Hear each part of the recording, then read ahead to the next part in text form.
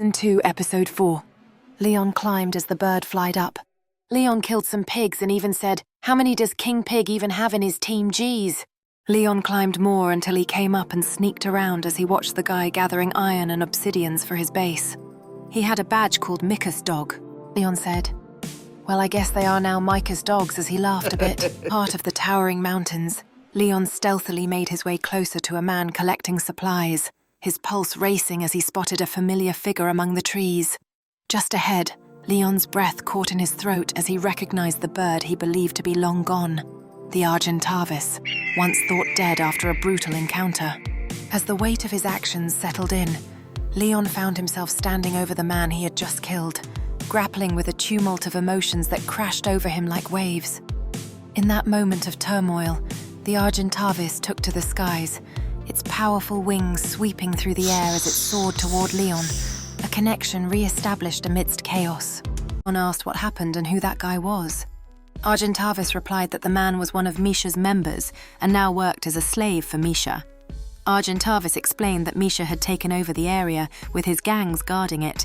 He then inquired about what had happened to Leon, who recounted everything from Claire's death to Zoran, making Argentavis feel scared, as he had thought Misha was terrifying, but Zoran was the true monster. Leon described how Claire met her tragic fate, tears welling up in his eyes as he recalled the heart-wrenching moment. Argentavis listened, realization dawning upon him, recognizing the true gravity of Leon's encounter with Zoran and the looming threat he posed. And asked why Argentavis was still with Misha and hadn't escaped yet, to which Argentavis explained that after the war, they had crafted a device using Claire's gears, equipping him with a tracker that prevented him from leaving. The tracker began to beep, prompting Argentavis to mention that he would need to leave, but hoped they could meet again in 3 days. Leon expressed his hope, and before Argentavis took flight, he inquired about Samantha and the others, learning that she was imprisoned by Misha, forced to dance for the gang, while their other friends had become mere slaves. Argentavis flied back to Micah's base as Leon was shocked that Samantha is alive. He got angry as what Misha was doing. Leon started to think of evil plans in his mind. Leon went back to the base for some materials and then saw Diego spying from a cliff. Leon screamed, "Are you looking at Deodon?" Diego said yes because I got order from King Pig, and also that he wants to talk to you.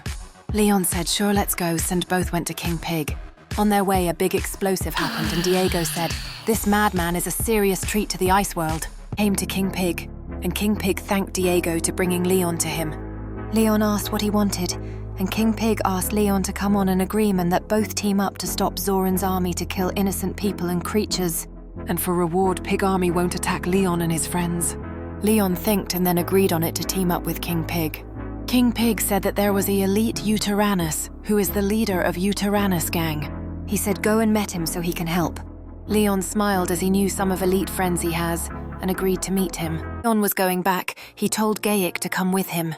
Gaik didn't want to go as he was planning to kill King Pig. Leon saw it and, in an angry and scary style, demanded that Gaik come along because they had something big to take care of. King Pig noticed their tension and warned Leon not to let his anger and darkness take over him. Leon agreed and took Gaik to his base, leaving Diego behind to protect King Pig. On arrival at the base, Gaik was furious and shocked to see Gaikchi there, asking Leon angrily why he brought his wife into his territory. She told she would be much safer here than in that house or with Gaik. Frank said, "Let's stay here and try to be good to each other, okay?" They both agreed, and then Gaikchi told Leon that she had some good weapons and armor she found and had stored in her old house. Gaikchi told Leon that he can go and take all if he wanted.